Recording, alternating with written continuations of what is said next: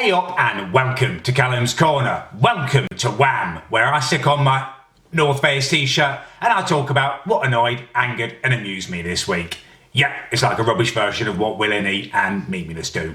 Right, this week we kick off with KSI. Knowledge, strength, integrity. KSI got a text message this week. He got a text from Elliot Crawfords, who is Joe Weller, the little fella's best mate. And this text basically said, I hope you drop Joe, bro. So, like an overly dramatic teenage girl who has just been dumped by a text message, KSI decided to take said text and pop it on his social media to create drama out of what is pretty much a mundane situation. However, queen of the drama that KSI is, it didn't stop there. He decided to upload a video a couple of days later explaining both the text message and his reaction to it. Obviously, when I got this message, I was like, this is jokes. So, you know your boy had to tweet this. Had to. Absolutely had to. I mean, I'm struggling to think of anything else, literally anything else he could have done in that situation apart from tweet it to his millions of followers. Anyway, it gets worse than that. Daddy Joe has done to you. Where did he touch you? That is a little bit strange, isn't it? Although, to be fair, I guess he's uniquely placed to talk about that kind of stuff, judging by his brother's recent thumbnail on one of his videos. He has to call me, so obviously, you can call me. I'm just gonna record the message. Obviously, he's going to record it, break someone's confidence, and pretty much break the law. Obviously, what else is he going to do? I won't bore you with the whole phone call. It's pretty much what you'd expect. Although, to be fair, it is made marginally funnier by some subtitles that KSI has added. However, for me, the high point, the piece de resistance of the whole phone call was KSI does an absolutely cracking Harvey Price impression whilst he's on the phone. Well, I say we always fall out. He always falls out with me, but for no reason whatsoever, even though I like... At this point, you could be forgiven for thinking, my God, what a whole boatload of snaky behaviour. You know, if you've done what KSI wants you to do, you're angry about this, you're fraught, you're upset about it. However, for anyone who isn't 11 years old, you know it's a load of rubbish, don't you? It's fake, it's fake, it's fake. It's really, really fake. I mean, come on, after the summer and all the fake Simon diss track drama, it's clear that it's all rubbish. It's clear that KSI has shut out every kind of generic YouTube video possible and is now reliant on fake YouTube drama to keep his views up. It does seem a bit of a shame though. I've watched a few of KSI's older videos and he seemed like a decent bloke. It's just a shame that he couldn't have been happy earning hundreds of thousands of pounds doing the content that everyone had enjoyed and decided to create a whole load of fake drama to earn hundreds and hundreds and hundreds of thousands of pounds. Just seems like a shame. Anyway, moving from one greedy spasmoid to the next, we had a new musical offering from Jake Paul this week, who somehow, well, with the help of $250,000, persuaded Gucci Mane to do some music with him. For some unfathomable reason, they decided to remix It's Everyday, Bro. It's every day, bro, that Disney Channel flow. Every day I feel my life, double the views of any show. It's still shit. Yeah, proof conclusive that no matter how much money you throw at something, you cannot polish a turd. It does raise the question though, doesn't it? When are KSI and Jake Paul gonna get it on? I mean, KSI literally has got to be running out of YouTube friends now to fake beef with, and we've seen what happens when he tries to put out original content. And Jake Paul is nothing more than a shit actor playing a crap character that offers nothing in the way of humour or amusement apart from beef. So surely it's only a matter of time before we see this battle royale, this clash of the titans, these two super spasmoids clashing in a battle that YouTube will ever remember. I mean, I, for one, cannot wait.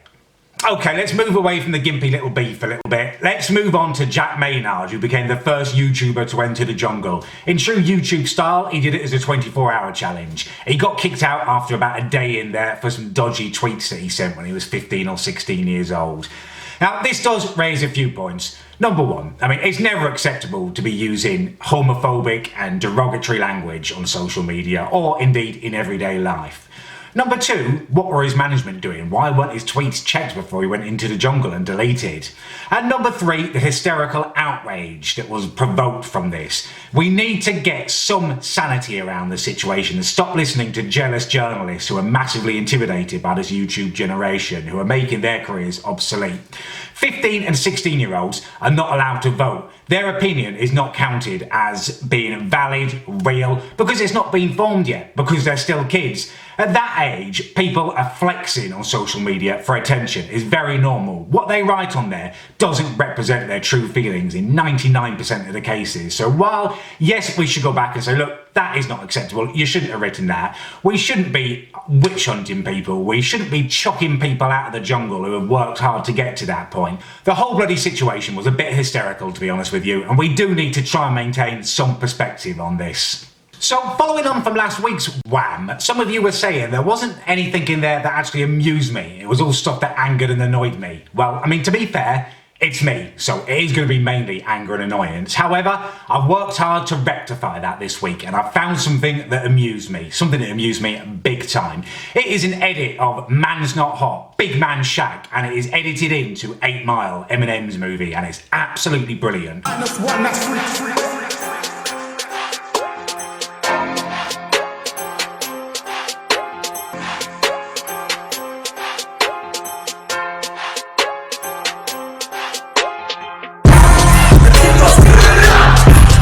It's nice to have that song featured in a positive light after mocking Mr. DT and his massive fat head popping away on bloody Arsenal Fans TV to it last week. It's nice to enjoy it in all its glory. I will leave a link below if you want to go and watch that. Okay, moving back to the weirdos and psychopaths, we've got this guy. Look at his smug little face. Look how happy he is. This man is boasting to a national newspaper that he has sex 4 times a week with a sex doll. And apparently his wife doesn't mind, which definitely makes it less creepy. No.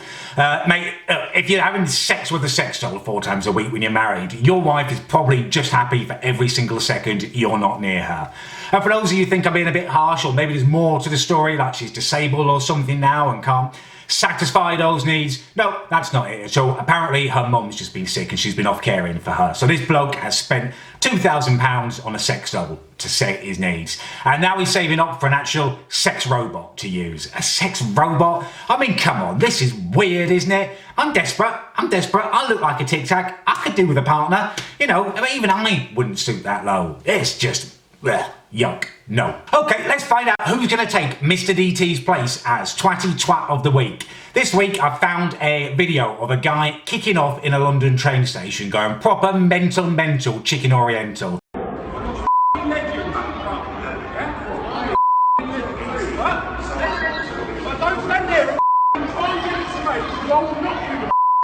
Now, everyone can relate to being annoyed in a train station, can't you?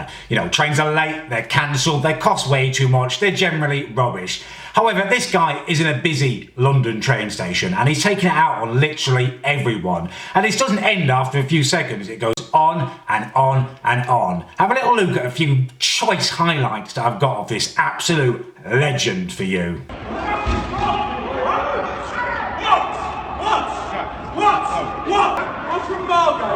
Oh, there we go. He's from Margate. If only we'd known. If everyone there had known, no one would have messed with him. No one would have angered him. He's from bloody Margate. It explains and excuses everything.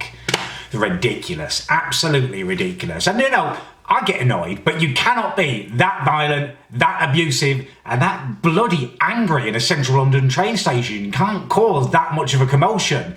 Literally, everyone nowadays is crapping themselves about when the next terrorist incident is going to come. You can't scare a whole station full of people just because you've lost your wick. It's inexcusable. Anyway, don't worry, it's got a happy ending. Here you go, and listen to the cheers when it happens.